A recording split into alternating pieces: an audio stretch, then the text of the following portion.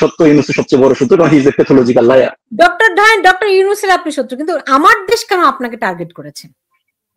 আমার দেশ তো হচ্ছে ইউনূসের আপনার ধরেন হচ্ছে কি বলে একটা, আপনি যদি সাম্প্রতিক সময় শুধু আমার নিউজের কথা বাদ দেন, আরো যদি অন্যান্য নিউজ গুলো দেখেন, আমার দেশ তো হচ্ছে এখন এই বর্তমান হচ্ছে ওবেদিন টিম গভর্নমেন্টের কাইন্ড অফ একটা মুখপাত্র হিসেবে হচ্ছে কাজ করছে। এটা তো শুধুমাত্র আমার নিউজের ক্ষেত্রে না, আরো এরকম প্রচুর কিন্তু হচ্ছে নিত্য নতুন হচ্ছে নিউজ হচ্ছে আমি দেখতে পাচ্ছি। হয়তো আমার বিষয়টার সাথে আমি কথা বলতে পারি, বাট প্রতিনিয়তই কিন্তু এই কাজ করেছে, এবং এটা তার এখনকার কাজ না, তারা কিন্তু এই কাজ আগেও করেছে। যে জিনিসটা আমি বললাম যে যে কোনো সময় যখন হচ্ছে স্বাধিকারের পক্ষে বা যুদ্ধাপদের আমার দেশ বেসিক্যালি জামাত এবং হচ্ছে ওদের পারপাস সার্ভ করে, সো যখনই তাদের হচ্ছে এন্ডে কোনো ধরনের হচ্ছে স্বার্থ আঘাত লাগে, আমার দেশ তার রোলে হচ্ছে নেমে পড়ে, যেটা সে করেছে। এমনিতে ডক্টর ইউনূসের করফাকের মামলাগুলো আপনি তদারকি করছিলেন এমনটি অভিযোগ আমার দেশ পত্রিকায় এসেছে, কথা সত্য নাকি? আপু আমি আবারও বললাম যে হচ্ছে যে এই আপনার হচ্ছে যে যখন হচ্ছে আপনার দেখেন রাষ্ট্রীয় প্রোটোকলে বিভিন্ন যারা সরকারি কর্মকর্তা থাকে, we are obliged to do our duty, যখন হচ্ছে আমাদের হায়ার অথরিটি বলেন বা এভাবে বলেন। সো সেই রকম প্রক্রিয়ার মাঝে হচ্ছে আপনার কোন মানুষের অন্যায় যেগুলো হচ্ছে দৃশ্যমান রাষ্ট্রের টাকা, যিনি হচ্ছে দশকের পর দশক ধরে হচ্ছে আপনার কি বলে উনি হচ্ছে ফাঁকি দিয়ে যাচ্ছিলেন, এবং আপনারা জানেন যে ফাঁকি দিয়ে যাচ্ছিলেন তার প্রমাণ তো সে ক্ষমতায় বসে উনি গ্রামীণ কল্যাণে 666 কোটি টাকার উনি নিজে মকুব করলেন। তো এই প্রক্রিয়ার সাথে শুধু এককভাবে আমি না, এটা একটা টিম ওয়ার্ক, অনেকে এটাতে কাজ করেছে, এবং এটা আমার বলতে কোনো দ্বিধা নাই যে আই এম ভেরি প্রাউড যে হচ্ছে আমি রাষ্ট্রের টাকা রাষ্ট্রের আপনার হচ্ছে কোষাগারে ফেরত আনার ব্যাপারে ভূমিকা রাখতে পেরেছি। জি, আপনার কি মনে হয় সেই জন্যই আপনাকে আমার দেশ টার্গেট করেছে? আপনি কি পরিমাণ টাকা ফেরত এনেছিলেন? আমি বিভিন্ন রিপোর্টে দেখেছিলাম, তবু আপনার মুখ থেকে শুনতে চাই। আবারও বলছি যে এটা এককভাবে কোনো কাজ না, কিন্তু যে জিনিসটা বললাম যে তাদের এখন হচ্ছে যাকে এই পুরো প্রক্রিয়াটাকে বিতর্কিত করার জন্য হচ্ছে যা যা করা দরকার তারা করছে, সেখানে হয়তো হচ্ছে আমার নাম দিয়ে প্রক্রিয়াটাকে বিতর্কিত করার একটা সুযোগ তৈরি হতে পারে ভেবে তারা করেছে। আমি আপনাকে এতটুকু বলতে পারি যে যেহেতু বাকিগুলো এখনো বিচারাধীন, আমি প্রিটি শিওর, আমি কিন্তু খুবই কনফিডেন্ট যে ইউনূস এবং তার প্রতিষ্ঠান থেকে এই টাকাগুলো হচ্ছে উদ্ধার করা হবে এবং বাংলাদেশের রাষ্ট্রীয় কোষাগারে আসবে।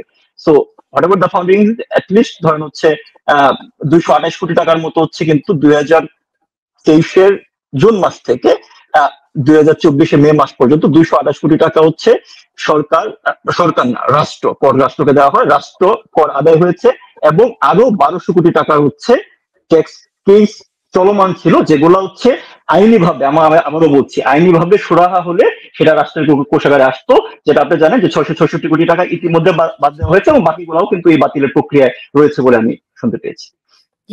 এমনিতে আপনি মাত্র কদিন আগে ডক্টর ইউনূসের কর ফাঁকির বেশ কিছু ডকুমেন্টস আপনার ফেসবুকে আপনি পাবলিশ করেছেন, তো তার এমনিতে কর ফাঁকির ধরনগুলি কেমন ছিল? আমি আপনার হচ্ছে সার্বিকভাবে যদি বলি, আমি আবারও বলছি যে আমি শুধুমাত্র যে স্পেসিফিক কেস বলে, যেহেতু এই কেস নিয়ে ভবিষ্যতে আরো কাজ হবে, আমি সেই কাজটাকে দুর্বল করতে চাই না, কিন্তু আমি এজ এ হোল যদি হচ্ছে আসলে বলি যে ইউনূস এমন একজন মানুষ যে সিস্টেমকে আপনার হচ্ছে মানে সিস্টেমের প্রতি বা আপনার প্রতি তার একটা উন্নাসিক ভাব রয়েছে।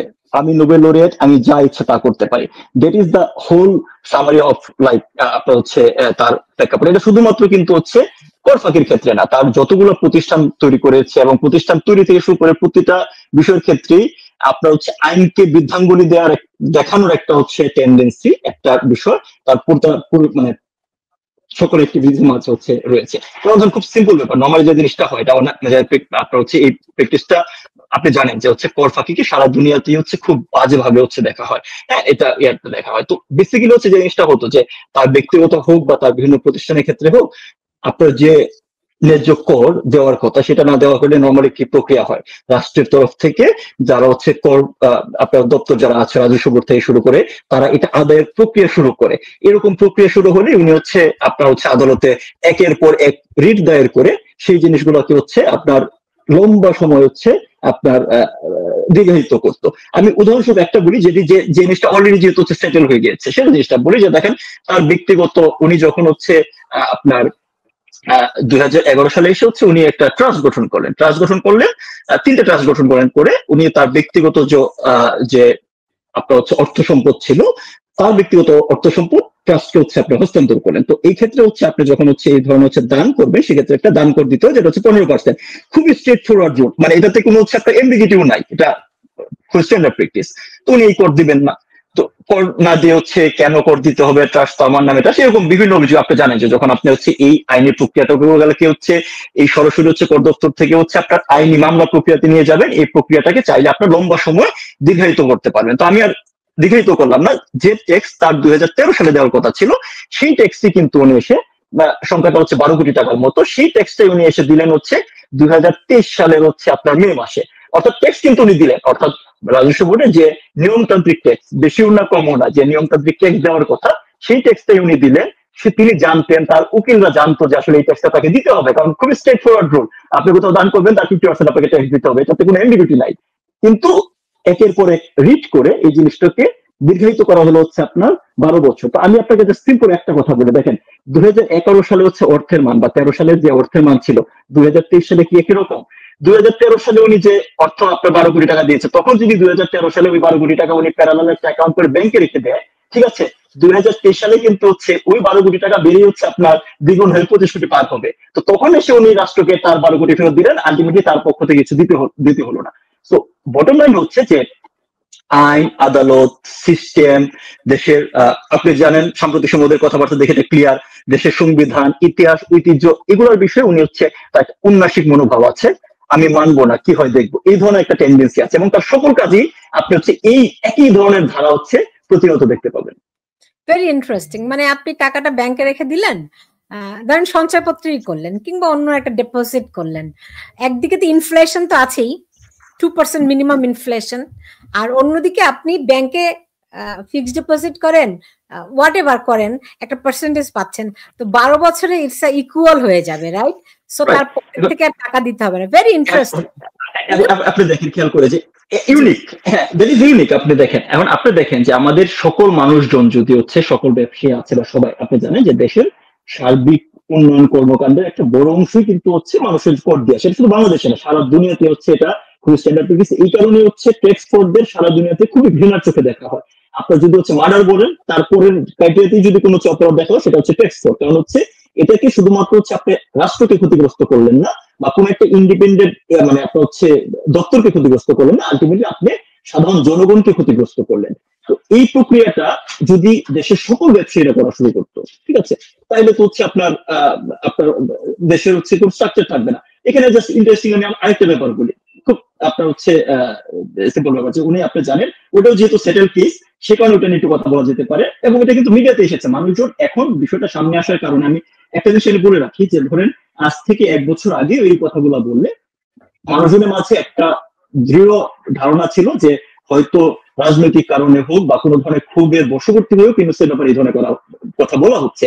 আজকে কিন্তু 1 বছর পরে উনার বক্তব্য, উনি কি করতে পারে, ক্ষমতা আসার পরে হচ্ছে উনার রূপ কি দাঁড়িয়েছে, তার কারণে কিন্তু মানুষজন বুঝতে পারছে, আর বুঝতে পারছে বলেই কিন্তু এখন এই কথাগুলো মানুষজনের কাছে একটু হলে যৌক্তিক মনে হচ্ছে, যে জিনিসটা আগে থেকে হচ্ছে সরকার বলার চেষ্টা করেছিল। ব্যক্তি আমি না, কিন্তু আমি সরকারের পার্টি হিসেবে আমার উপর যখন দায়িত্ব এসেছে আমি করেছি, আমার মতো অনেকেই করেছে, কিন্তু সবগুলোই কিন্তু সে এককভাবে কিন্তু হচ্ছে আপনার কি বলে মাননীয় প্রধানমন্ত্রীকে হচ্ছে দায় দিয়েছে, যে মাননীয় প্রধানমন্ত্রী করছে বলে। তো ট্যাক্স ফাঁকি দিচ্ছ, রাজস্ব বোর্ড তোমার কাজ করেছে, তুমি আপনার হচ্ছে যখন শ্রমিকদের অধিকার তুমি হচ্ছে নষ্ট করছো, শ্রমিকদের ন্যায্য পাওনা তুমি দিচ্ছ না, তখন হচ্ছে শ্রম কলকাতার পরিদর্শন অধিদপ্তর সেটা ব্যাপারে হচ্ছে ব্যবস্থা নিচ্ছে, যখন এখানে হচ্ছে কোনো একটা মানিটারি লন্ডারিং এর বিষয় আসছে তখন কিন্তু কাজ করছে। তো এটাই তো একটা দেশের স্ট্রাকচার।